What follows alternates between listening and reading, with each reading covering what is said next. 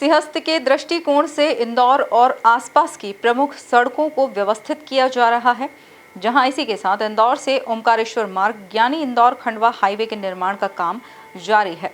वर्तमान में इंदौर से ओमकारेश्वर जाने में 2.5 से 3 घंटे का समय लगता है, लेकिन NHAI की ओर से तैयार की जा रही सड़क बनते ही यह दूरी केवल 1 से 1.5 घंटे की रह जाएगी। MP न्यूज़ के साथ खास बातचीत में प्रोजेक्ट डायरेक्टर प्रवीण यादव ने बताया कि यह मार्ग सिंहस्थ 2028 के लिए गेम चेंजर साबित होगा।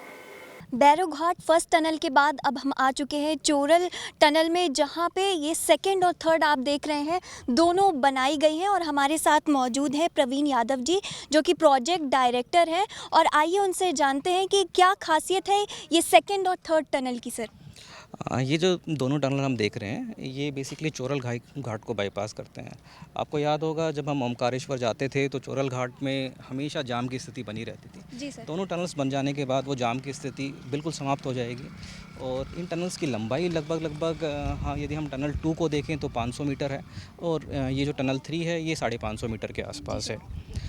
तो और ये NATM मेथड जो न्यू ऑस्ट्रेलियन टनलिंग मेथड है उसके आधार पर बनाई जा रही हैं। जी सर, हम देखेंगे सर क्या पहले ये थर्ड जो टनल है वो प्रोजेक्ट में नहीं थी, लेकिन सर फिर इसे प्रोजेक्ट में भी लाया गया। और सर थर्ड टनल जो है उसमें पहले ऊपर से जाना था शायद, फिर उसके बाद देखे पर्यावरण संरक्षण का एक पॉइंट रखे हैं। पर्यावरण संरक्षण के पॉइंट के साथ साथ फिर हम देखें कि इसे नीचे से ले जाया गया। सर तो सर फर्स्ट और सेकेंड जो टनल बनी है सर उससे ज़्यादा क्या चुनौतियाँ आनी शुरू हुई थर्ड टनल में?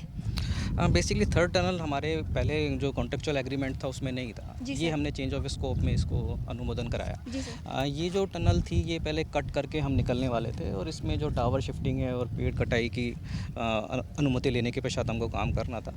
पर मतलब इन सब समस्याओं को देखते हुए हमने ये डिसाइड किया कि ये बेटर होगा कि हम इसको भी टनल से बाईपास कर दें।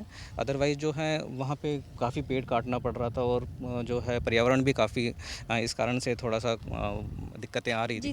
तो उनको सबको देखते हुए हमने इसको टनल बनाए जाने का डिसाइड किया। सर हम देख रहे हैं कि यहाँ जो टनल बनी हुई है वहाँ बेस दिया हुआ, अगर यहाँ से गाड़ियाँ निकलती हैं उसका वाइब्रेशन होता है, तो सर क्या कुछ ऊपर इफेक्ट उसमें होता है? नहीं, वो सब चीज़ें हम जब फाइनल लाइनिंग्स करते हैं वो सब चीज़ें कंसीडर करके डिज़ाइन की जाती है। जी सर। तो ऐसा कोई इफेक्ट नहीं होगा। सर टाइमिंग में क्या चेंजेस आएंगे कि ओमकारेश्वर उज्जैन और इसकी कनेक्टिविटी कितनी फास्ट होगी, और साथ ही साथ सर ये कितना डिस्टेंस कम कर रहा है? टाइमिंग और डिस्टेंस सर दोनों बताइए।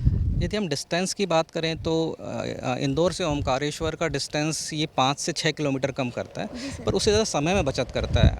आज हम ओमकारेश्वर लगभग 4 घंटे लग जाते हैं, पर ये टनल बन जाने के पश्चात हम 1.5 घंटे में पहुंच जाएंगे, क्योंकि अभी जो घाट पोर्शन है वो बड़े घुमावदार रोड है, वहाँ पे सकड़े रोड है। ये जो अभी एग्जिस्टिंग रोड है ये आबादी क्षेत्र से होकर गुजरता है। आबादी क्षेत्र सब बाईपास कर देंगे। घुमावदार जो रोड हैं उनमें हम टनल्स वगैरह बनाए देंगे, तो उसके पश्चात जो हमारा टाइम है वो 4 घंटे से घटकर लगभग 1.5 घंटे में कवर हो जाएगा। सर आने वाले सिंहस्थ में हम देख रहे हैं कि ये बहुत अच्छी कनेक्टिविटी ला रहा है, जहाँ श्रद्धालुओं को बहुत अच्छा उन्हें यातायात सुगम मिलेगा। सर क्या लगता है कि कब तक ये तैयार हो जाएगा, और सिंहस्थ में ये श्रद्धालुओं के लिए कितना फ़ायदेमंद साबित होगा? यदि हम आज की स्थिति में देखें तो ये लगभग जो है दिसंबर 2026 या जनवरी 27 तक पूर्ण हो जाएगा। और श्रद्धालुओं की बात करें तो यहाँ पर वीकेंड्स पे हमेशा लाखों की संख्या में श्रद्धालु आते हैं, और सिंहस्थ के टाइम पे तो करोड़ों की संख्या में जो लोग महाकालेश्वर आएंगे वो ओमकारेश्वर आएंगे ही आएंगे। तो अभी जो समय है वो समय की बचत होगी, साथ साथ जो सुरक्षा हम देखते हैं घाट पोर्शन में थोड़ा सुरक्षा का इशू रहता है, क्योंकि घुमावदार रोडें हैं। तो वो सब चीज़ों से हमें बड़ा फ़ायदा मिलेगा श्रद्धालुओं को, और लोगों की यात्रा बड़ी सुरक्षित और सुगम रहेगी इस तरह। सर चुरहट के बाद हम देखते हैं कि चुरहट के बाद अगर कहीं बना हुआ है ऐसा टनल तो अब यहाँ बन रहा है। सर आपको क्या लगता है कि मध्य प्रदेश के पॉइंट ऑफ व्यू से NHAI ये कितनी बड़ी सौगात देने वाला है लोगों को? यदि हम सौगात की बात करें तो श्रद्धालुओं के लिए तो एक बड़ी सौगात है, क्योंकि यात्रा बड़ी सुरक्षित और सुगम होने वाली है। और जो चोरहट में टनल बनाई थी वो लगभग 2.2 किलोमीटर लंबी थी, और ये अब दूसरी टनल जितना मेरा अनुभव है मतलब इस टनल के बनने के पश्चात लोगों को बड़ा ही सुरक्षित और सुगम रास्ता रहेगा ये। तो इस तरीके से लोगों को तो एक बड़ी सौगात मिलेगी, क्योंकि यात्रा जब किसी की सुरक्षित रहती है तो एक बड़ा उनको यात्रा का भी अनुभव अच्छा रहता है। सर टनल हम ये एक भी बना सकते थे, जैसे कि हम देख रहे हैं कि यहाँ आने की अलग है, जाने की अलग है।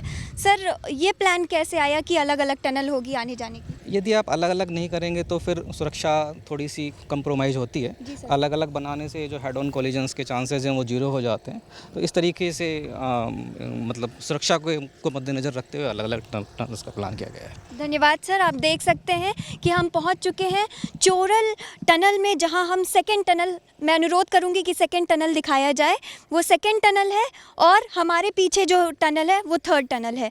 ये वाली टनल है वो 22 ग्राम का जो घाट आता है उससे काट के फिर वो यहाँ बनती है, दोनों चोरल कहलाती हैं। जो सेकंड टनल है उसमें चीज़ें हैं और फिर जो थर्ड टनल है वो सबसे खास इसलिए है क्योंकि इसके बनाने में ये प्लान में था ही नहीं, इसे बाद में प्लान में लाया गया।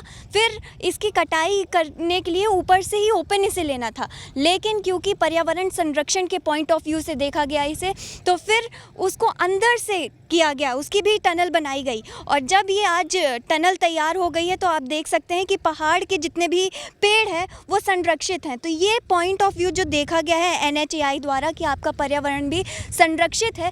और साथ ही साथ आप देख सकते हैं कि पर्यावरण के साथ साथ यहाँ पर सेकेंड और थर्ड टनल दोनों बन के तैयार हैं, जो कि आने वाले सिंहस्थ 2028 में श्रद्धालुओं के लिए एक बहुत बड़ी सौगात है।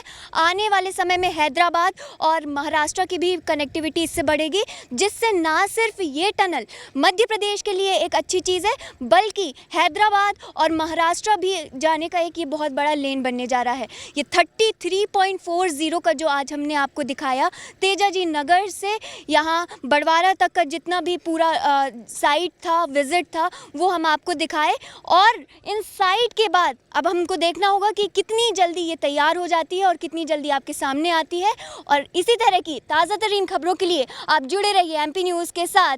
नमस्कार।